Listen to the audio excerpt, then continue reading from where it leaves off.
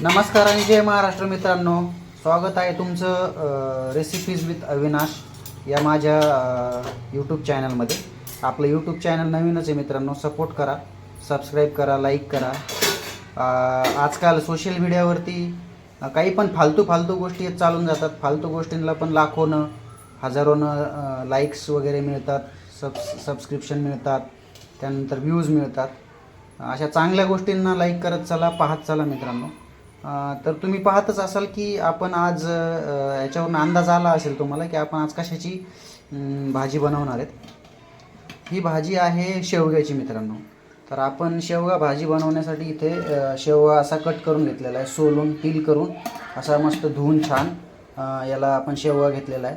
त्यासाठी लागणारे आपल्याला कांदा, असे 2 कांदे, 1 टोमॅटो आणि लसूण लागणारे, आणि त्याच्यावरती आपण टेस्टसाठी छान असं खोबरं घेतलेलं आहे.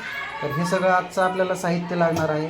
आणि ॲज युज्युअल जसं मी तुम्हाला सांगत असतो तसं हे आपले घरचे मसाले, हे सगळं वापरून आज आपण एक छान अशी शेवग्याची भाजी, चविष्ट भाजी अशी साध्या आणि सोप्या पद्धतीनं तयार करणार. तर आधी आपण काय करणार मित्रांनो, हे कांदे चिरून घेऊन याला आपण तव्यावरती भाजणार आहेत.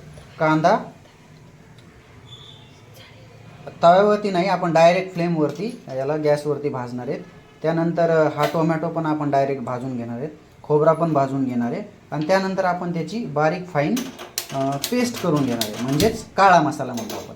तर ही आजची जी रेसिपी असेल आपली, ही शेवगाच्या शेंगा काळ्या मसाल्यामध्ये, म्हणजे काळ्या मसाल्याची शेवगाची शेंग ही भाजी असेल आपली, आणि खूप चविष्ट अशी भाजी बनणार आहे. तर पाहत राहा तुम्ही.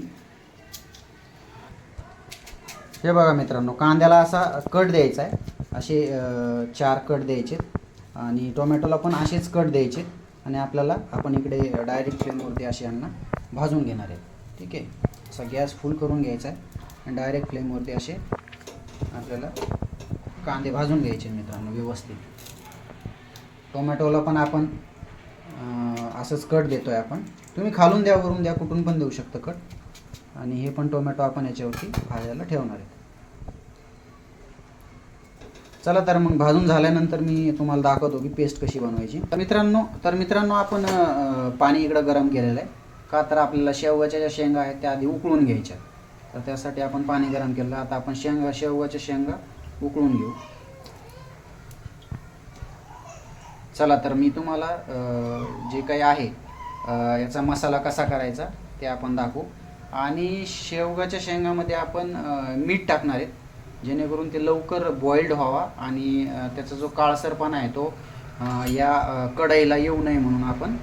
आणि त्याची टेस्ट पण एक वेगळीच येते जर मिठाचं पाण्यामध्ये जर त्याला शिजवून घेतलं तर. बघा, आपल्या इकडं मसाला पण रेडी होतो आहे, कांदा आणि टोमॅटो याची पेस्ट करणार आहेत आपण. ते मी दाखवतो तुम्हाला की कशी करायची पेस्ट. तर व्यवस्थित पहा, आणि ही जी रेसिपी आहे घरी ट्राय करायला विसरू नका मित्रांनो. बघा किती व्यवस्थित आणि मस्त ओपन फ्लेमवरती आपण कांदे भाजतोय, कांदा आणि टोमॅटो भाजतोय आपण. मित्रांनो, मसाला तयार झालेला आहे. आपण कांदे असे व्यवस्थित भाजून घेतलेले आहेत, 2 कांदे, आणि त्याच्यानंतर आपण ओपन फ्लेमवरती टोमॅटो पण भाजलेले आहेत. त्याच्यानंतर आपण इथे तुम्ही पाहत असाल हे खोबरा भाजून घेतलेला आहे, आणि इथे लसूण आहे.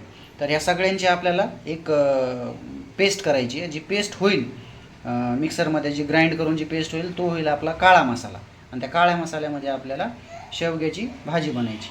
तर आपण या तिघांची आधी पेस्ट करून घेणार आहे. याला का नाही घ्यायचा आपल्याला खोबऱ्याला, कारण हा कडक असतो थोडासा, तर हा व्यवस्थित ग्राइंड होत नाही. त्याच्यामुळे आपल्याला या कांद्याची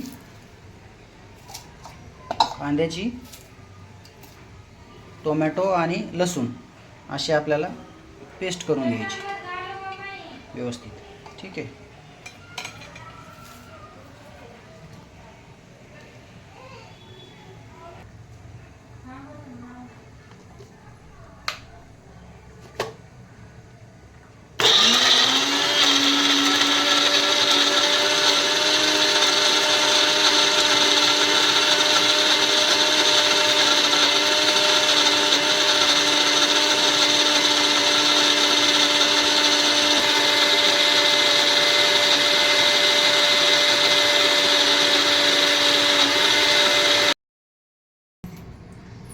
तर बघा मित्रांनो, ही आपण इकडे खोबरा आणि लसूण टाकून इकडे एक पेस्ट तयार केलेली आहे. आणि हा काळा मसाला आपण तयार केलेला आहे असा.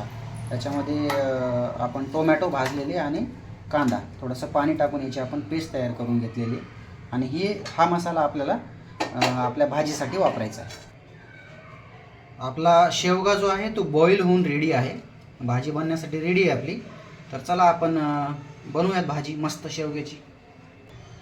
तर मित्रांनो, नेहमीप्रमाणे कढई टाकलेली आपण वरती. आणि नेहमीप्रमाणे आपण जो ऑइल यूज करतो तो मला माहीतच झाला असेल आता. आपण मोहरीचं जे ऑइल आहे ते यूज करतो. हेल्थसाठी हे जे ऑइल आहे ते चांगलं असतं. कधी पण आपण सोयाबीन रिफाईंड ऑइल वगैरे असं काही यूज करत नाही. आपण नेहमी मोहरीचं ऑइल यूज करतो. आणि हे ऑइल आता गरम झाल्यानंतर आपण थोडंसं पाण्याचे थेंब टाकून याला फोडून घेणार आहे. ऑइल कसा फोडायचा ते बघा. आता पाण्याचे थेंब टाकतोय आपण.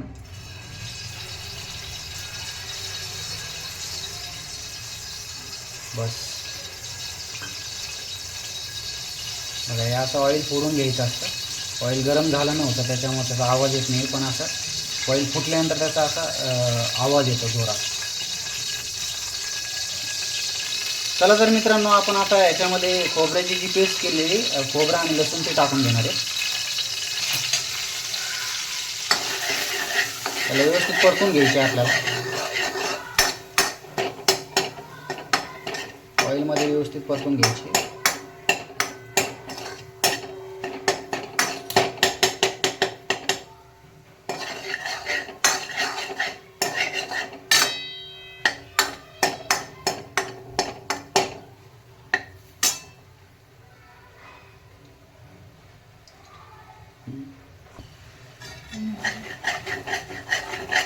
त्याच्यानंतर आपण जो काळा मसाला बनवलेला आहे तो काळा मसाला टाकून घेतो आपण. आणि व्यवस्थित काळा मसाला आपल्याला असा भाजून घ्यायचा.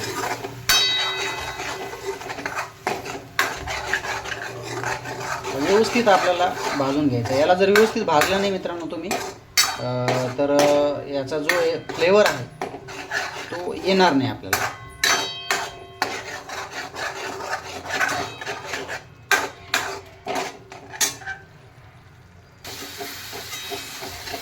काळा मसाला जो आहे तो व्यवस्थित आपल्याला भाजून घ्यायचा आहे. तुम्हाला आधी जसं म्हटलं मी, त्याला जर व्यवस्थित भाजून नाही घेतला तर त्याची जी टेस्ट आहे ती टेस्ट येणार नाही. असं व्यवस्थित भाजून घ्यायचं आहे आपल्याला. आता आपण याच्यामध्ये आपले घरचे जे मसाले आहेत ते टाकून घेणार आहे. लाल तिखट,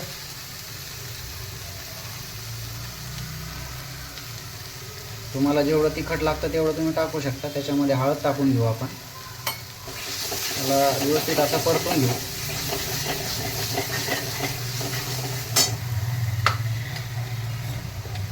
हा जो व्यवस्थित असा घरचा काळा मसाला जो आहे आपण धने आणि याच्याबरोबर बनवलेला तो आपण टाकून घेऊ. व्यवस्थित असं परतून घेऊ.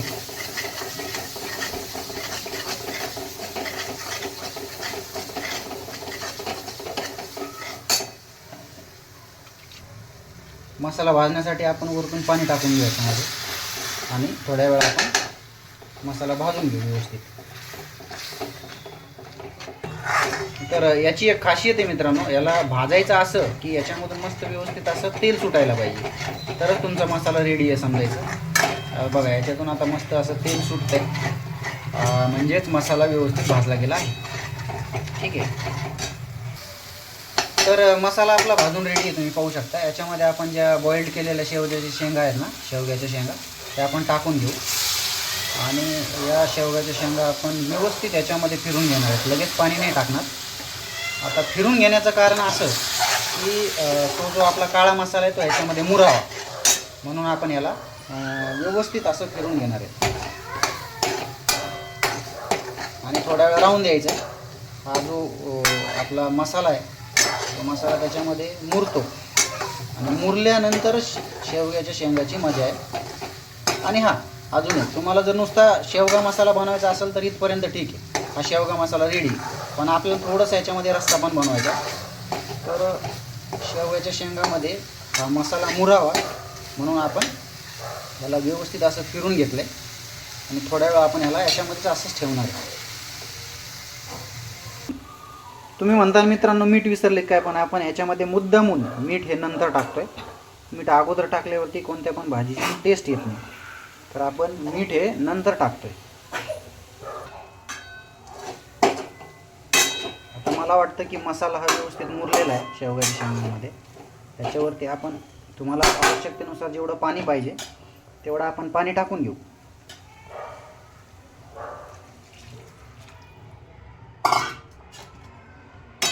तुम्हाला जेवढा पण रस्सा बनवायचा ना तेवढा टाकून घेऊ. ही झाली आपली काळ्या मसाल्याची शेवग्याची शेंगाची भाजी. तुम्ही जर मित्रांनो ही रेसिपी जर फॉलो केली माझी, तर व्यवस्थित जर फॉलो केली आणि जर अशी भाजी बनवली, तर तुम्ही हॉटेलची भाजी कधीच खाणार नाही. तुम्ही ही भाजी घरीच बनवून घरीच तुमच्या हाताने ही भाजी तुम्ही खाल, आणि हॉटेलची भाजी याच्यासमोर तुम्हाला ती भाजी चव पण नाही देणार. तर अशी तुम्ही भाजी ट्राय करा शेवग्याच्या शेंगाची. आता ही भाजी जी आपल्याला एक 5-10 मिनटं याला बॉईल होऊन द्यायची आहे, आणि मग आपली भाजी रेडी आहे. तर फायनली कशी होती भाजी ते मी तुम्हाला दाखवतो. हा तर मित्रांनो आपला फायनल रिझल्ट जो आहे शेवग्याची शेंग काळ्या मसाल्यामध्ये, तर हा आहे बघा. मी शेवग्याची शेंगाची जो भाजी आहे ती ऑलवेज मी बाजरीच्या भाकरीसोबत प्रेफर करतो. तुम्ही पण प्रेफर करून पहा आणि बघा कशी लागते. चवदार आणि व्यवस्थित अशी झालेली आहे. गार्निशिंगसाठी तरी पण आपण हे त्याच्यावरती कोथिंबीर वगैरे यूज नाही केलेली, पण टेस्टसाठी मी तुम्हाला सांगतो 100% खूप छान आणि खूप छान अशी लागणार आहे. तर मित्रांनो भेटूया पुढच्या आपल्या रेसिपीमध्ये. तोपर्यंत तुम्ही ही रेसिपी पहा, फॉलो करा, घरी बनवून पहा.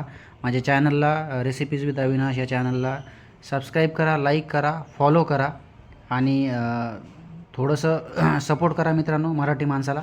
धन्यवाद.